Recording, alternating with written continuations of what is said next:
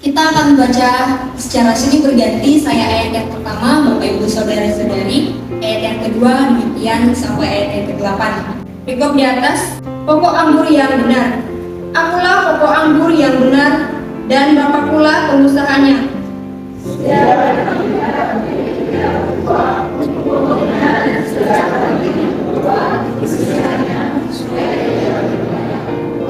Kamu memang sudah bersih karena firman yang telah kukatakan kepadamu.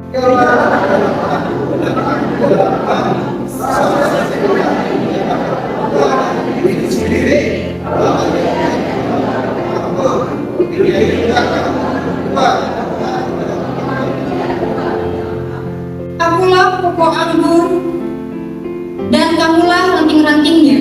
Barang siapa tinggal di dalam aku dan aku di dalam dia, ia berbuah banyak, sebab di luar aku kamu tidak dapat berbuat apa-apa.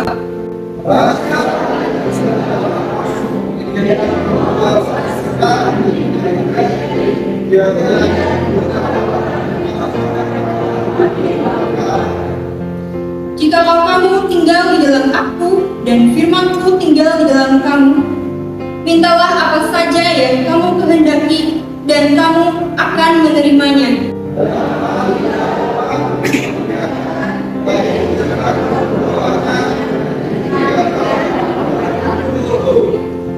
Terima kasih untuk kerjasamanya.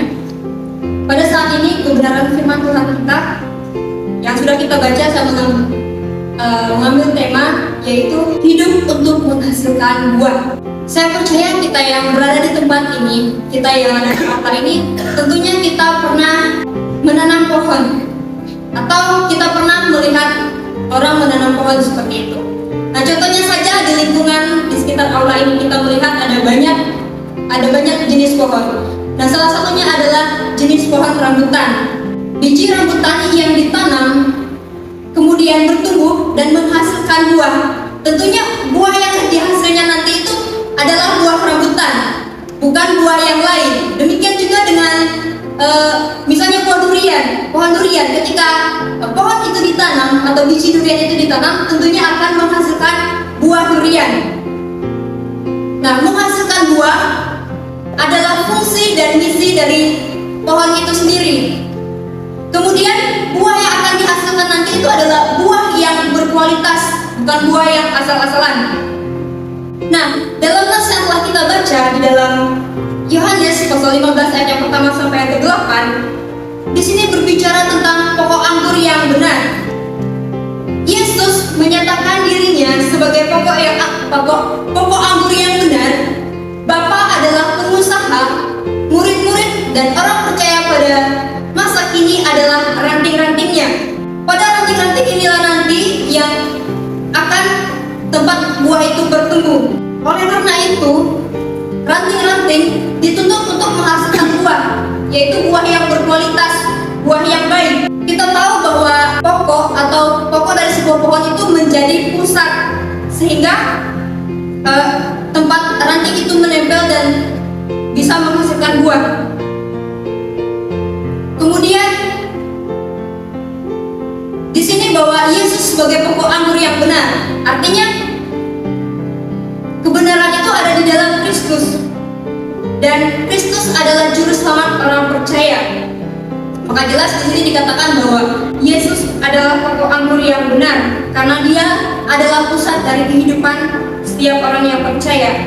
Jika ranting-ranting itu menempel pada pokok anggur yang benar, maka dia tidak akan mati, karena dia menempel pada pokok anggur yang benar. Di dalam nas yang telah kita baca, di sini ada 3 tahap yang harus kita lakukan supaya kita bisa menghasilkan buah yang benar atau menghasilkan buah yang banyak. Tahap yang pertama, kita harus dibersihkan terlebih dahulu. Kita bisa melihatnya di ayat yang kedua dan ayat yang ketiga. Di sana dikatakan, setiap ranting padaku yang tidak berbuah dipotongnya, dan setiap ranting yang berbuah dibersihkannya, supaya ia lebih banyak berbuah.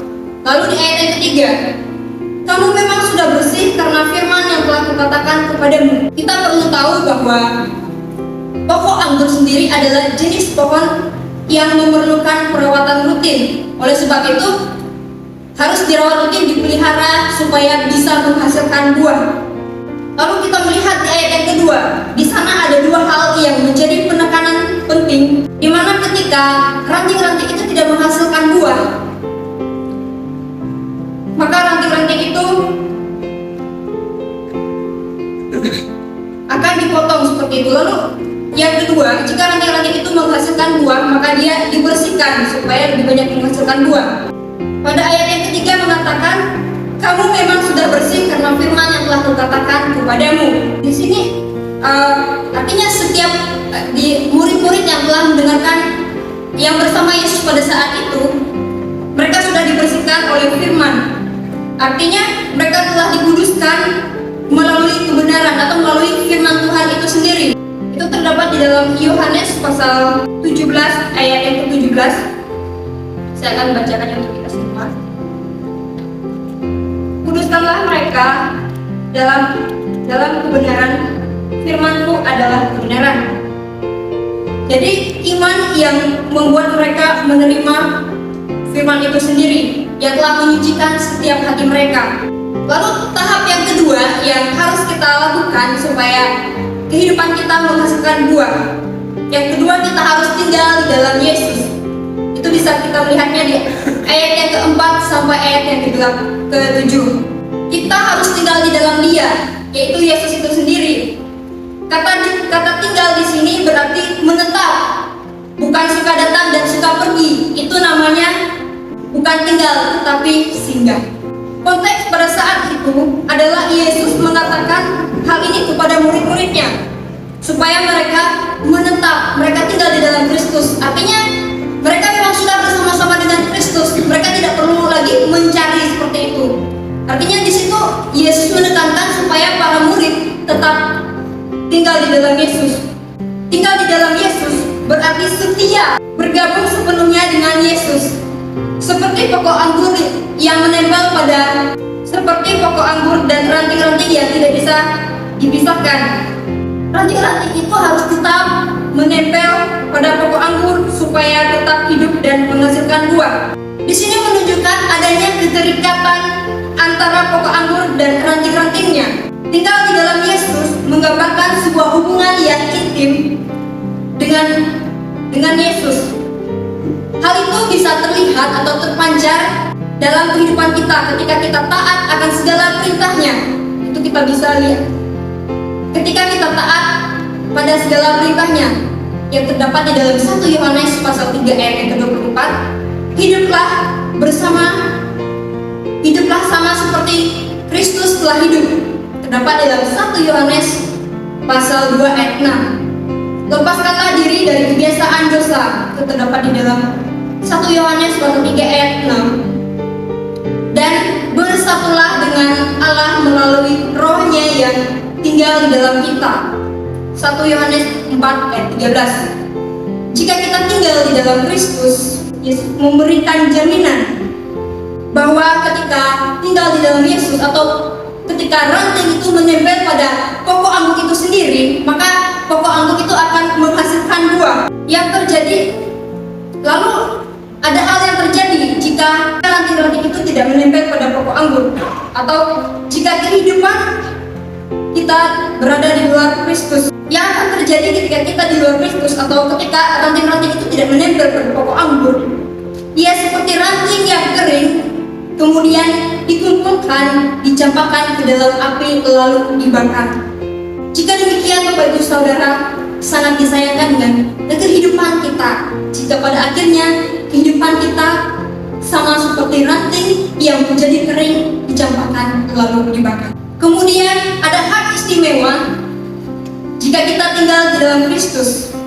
Kita bisa melihatnya di ayat yang ke-7. Di sana dikatakan, jikalau kamu tinggal di dalam aku dan firman-Ku di dalam kamu, mintalah apa saja yang kamu kehendaki dan kamu akan menerimanya. Artinya ada hubungan atau kesatuan murid-murid dengan Kristus itu terpelihara melalui firman. Lalu kemudian persekutuan kita dengan Kristus bisa terpelihara melalui doa. Di sana dikatakan Mintalah apa saja yang kamu kehendaki dan kamu akan menerimanya. Jika kita tinggal di dalam Kristus, maka kita tahu apa yang harus kita minta seperti itu. Artinya kita meminta sesuai dengan kehendaknya. Lalu yang ketiga, tahap yang ketiga yang harus kita lakukan supaya kehidupan kita bisa menghasilkan buah, yaitu kita harus berbuah. Itu bisa kita lihat di ayat yang ke-8. Jika kita sudah dibersihkan dan tinggal di dalam Kristus, maka tahap akhir yang harus kita lakukan atau yang harus kita kerjakan yaitu menghasilkan buah. Menghasilkan buah yang memuliakan Bapa. Orang Kristen yang sejati harus menghasilkan buah yang berkualitas. Seperti yang telah saya katakan bahwa buah yang berkualitas bukan buah yang asal-asalan.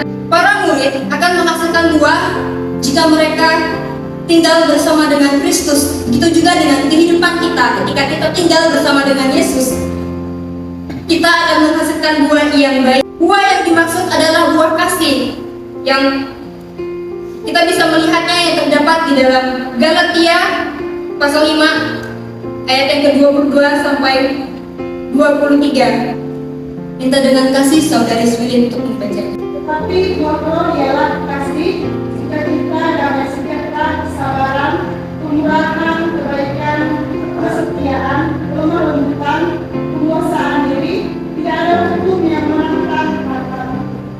Terima kasih. Itulah buah yang dimaksud. Perumpamaan tentang pokok anggur tidak hanya menyoroti tentang kehidupan yang diberikan oleh sang pokok anggur itu kepada murid-muridnya, tetapi juga membahas tentang kesuburan dan bisa menghasilkan buah yang baik. Jika Kristus digambarkan sebagai pokok anggur yang benar, maka buah yang harus kita hasilkan adalah buah yang manis atau buah yang baik, bukan buah yang asam.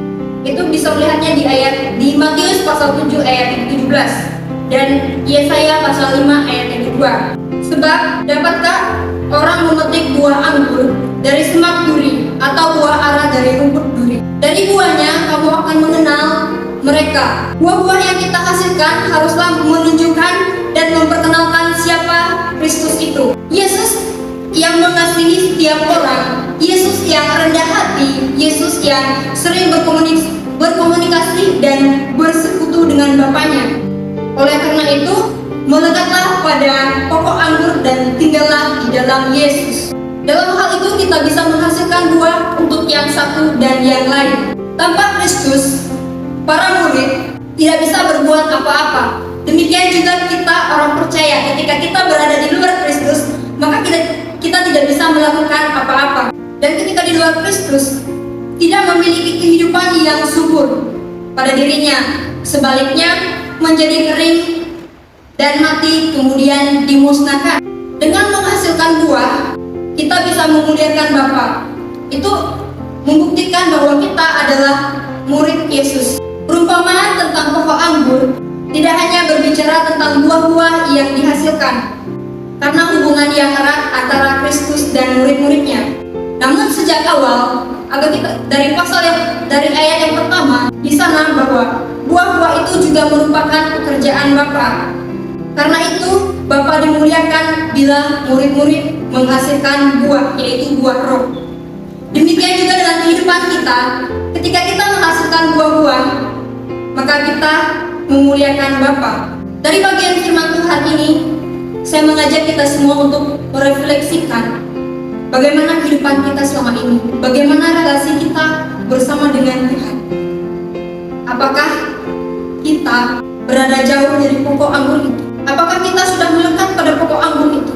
Kita harus menyadari bahwa kita terikat dengan Tuhan Yesus. Artinya, tanpa Yesus, kita tidak bisa berbuat apa-apa. Jika di antara kita pada saat ini masih berada jauh dari Tuhan, atau kita yang menjauhkan diri daripada Tuhan, mari kita bersama-sama untuk kita mendekat, untuk kita bersekutu dengan Tuhan. Seperti ranting-ranting yang menempel pada pokok anggur, ia akan menghasilkan buah jika ia menempel pada pokok anggur. Oleh sebab itu, kita harus melakukan tiga tahap ini supaya kehidupan kita bisa menghasilkan buah. Yang pertama, kita harus dibersihkan terlebih dahulu dari hal-hal yang menghalangi kita untuk menghasilkan buah. Yang kedua, kita harus tinggal di dalam Yesus. Lalu yang ketiga, kita harus berbuah dan kita harus menghasilkan buah. Dengan melakukan 3 tahap ini, maka kita bisa menghadirkan kerajaan Allah di antara kita. Ketika kita memuliakan Bapa dan kehidupan kita menghasilkan buah-buah, yaitu buah roh. Demikianlah firman Tuhan. Tuhan Yesus memberkati.